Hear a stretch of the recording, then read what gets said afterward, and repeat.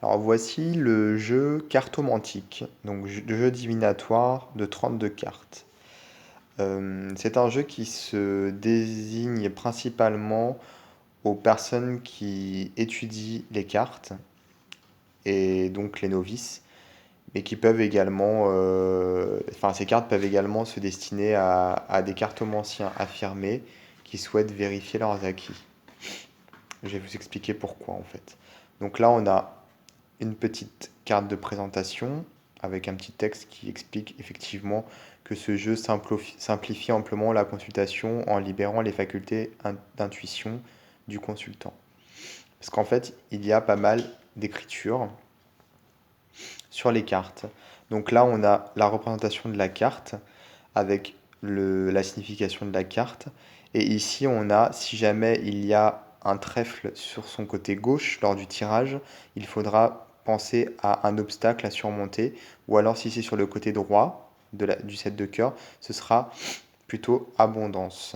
Et on a ça pour donc tous les symboles. Et en plus, on a ici des associations particulières. Mince. Par exemple, entre deux piques, il faut penser à de la rivalité. Entre deux cœurs, de l'indécision. Entre deux rois ou deux valets, vos amis vous défendent. Voilà.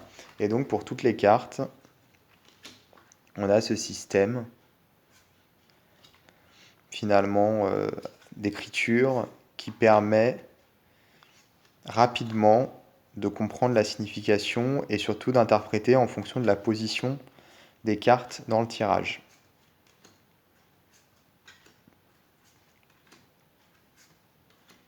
Donc bon, c'est valable pour toutes les cartes, donc je ne vais pas tout vous montrer puisque c'est vraiment la même chose pour toutes les cartes.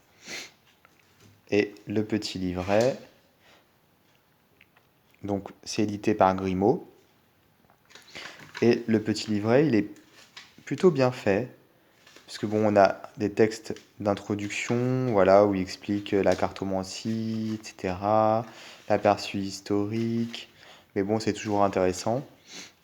Et après, on nous explique justement les différentes méthodes, en fait, de cartomancie avec le tarot, les cartes, 32 cartes, 52 cartes, et là, leur système à eux, en fait, enfin, aux éditeurs et aux créateurs du jeu. Ensuite, on a des méthodes de tirage,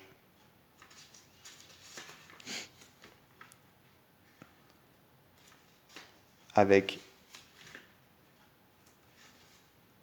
également de comment se déroule le fonctionnement d'une consultation classique.